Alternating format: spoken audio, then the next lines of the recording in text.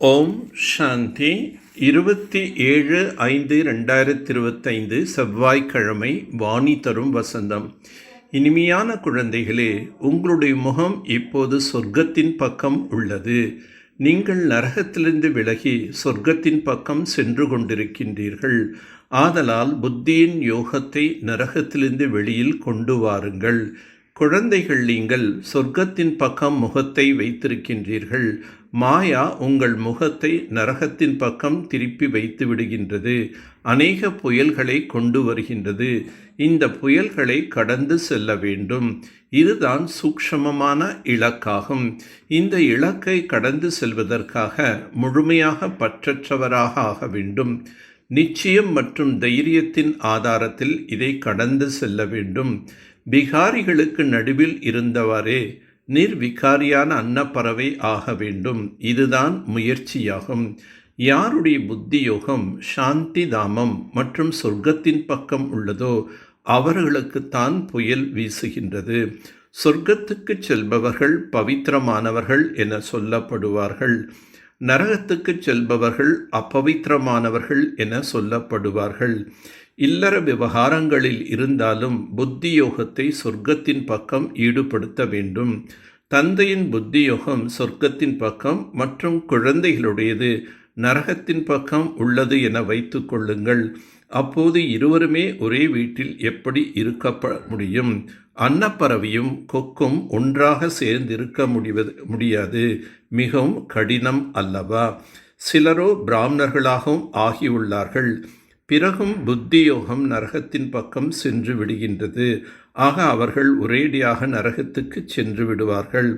மற்றவர்கள் விகாரத்தில் விழுவதை பார்த்து தாங்களும் விகாரத்தில் விழுந்துவிடக் கூடாது. ஆனால் அநேகர் பிறரை பார்த்து தாங்களும் தோல்வி அடைந்து விடுகிறார்கள்.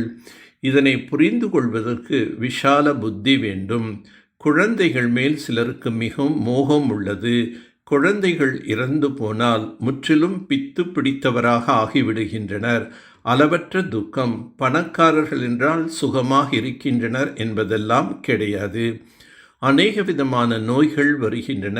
பிறகு மருத்துவமனையில் படுத்து விடுகின்றனர்.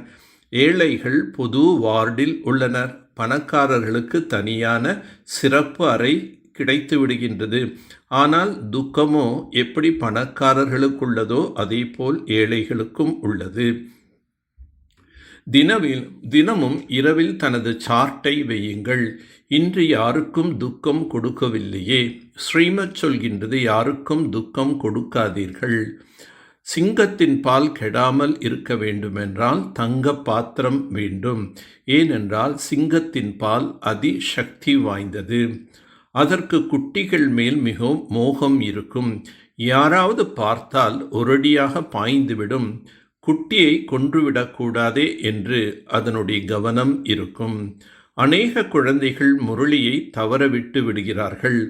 அநேக குழந்தைகள் இதை பொருட்படுத்தாதவர்களாக உள்ளனர். இதுபோல் தேக அபிமானிகள் அநேகர் உள்ளனர். அவர் தங்களுக்கே நஷ்டத்தை ஏற்படுத்தி கொள்கின்றனர். காரணம், ஞான பால் தங்குவதற்கு புத்தி தங்கம் போல் இருக்க வேண்டும். ஆனால் மோகம் இருக்கக்கூடிய காரணத்தினால் புத்தி தங்கமாக ஆகுவதில்லை. சத்தியமான தந்தை சத்தியமான ஆசிரியருக்கு நிந்தனை செய்தால் ஒரு பொழுதும் நல்ல பதவி பெற முடியாது. அதிர்ஷ்டத்தில் இல்லை என்றால் பிறகு முயற்சியும் என்ன செய்வார்கள்? மாயா மனிதர்களை முற்றிலும் கல் புத்தியாக ஆக்கிவிட்டது.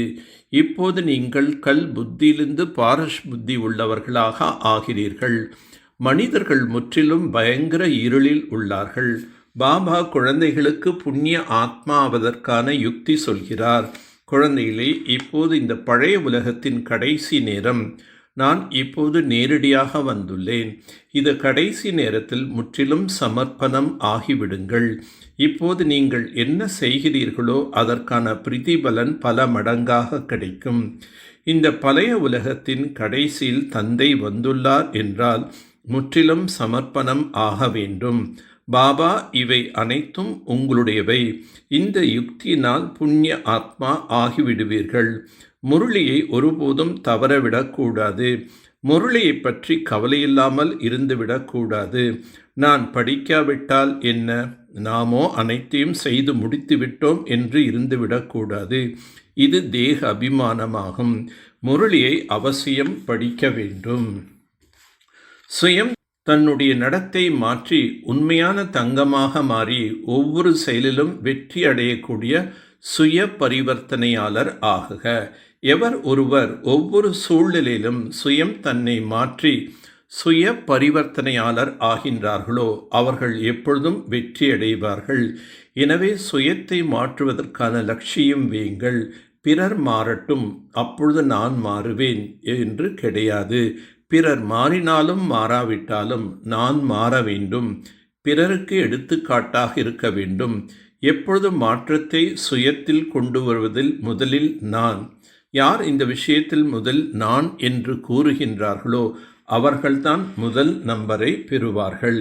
ஏனென்றால் சுயத்தை மாற்றுபவர்தான் உண்மையான தங்கம் ஆவார்கள். உண்மையான தங்கத்திற்குத்தான் மதிப்பு இருக்கின்றது. தன்னுடைய உயர்ந்த வாழ்க்கையின் நடைமுறை நிரூபணம் மூலமாக தந்தையை பிரத்யக்ஷம் செய்யுங்கள். தந்தைக்கு சமமாக மாற வேண்டும் அல்லது தந்தைக்கு மிக அருகில் செல்ல வேண்டுமென்றால் அசுத்தம், அதாவது காமம் என்னும் மிக பெரிய எதிரி கனவில் கூட போர் செய்யக்கூடாது. எப்பொழுதும் சகோதரன் சகோதரன் என்ற நினைவு எளிதாக மற்றும் தானாகவே சுரூபத்தில் இருக்க வேண்டும். ஆத்மாவுடைய உண்மையான குணஸ்வரூபம் மற்றும் சக்தி சுரூபம் மணலிலிருந்து கீழே வராதீர்கள். நல்லது. ஓம் சாந்தி. ஓம் சாந்தி. ஓம் சாந்தி.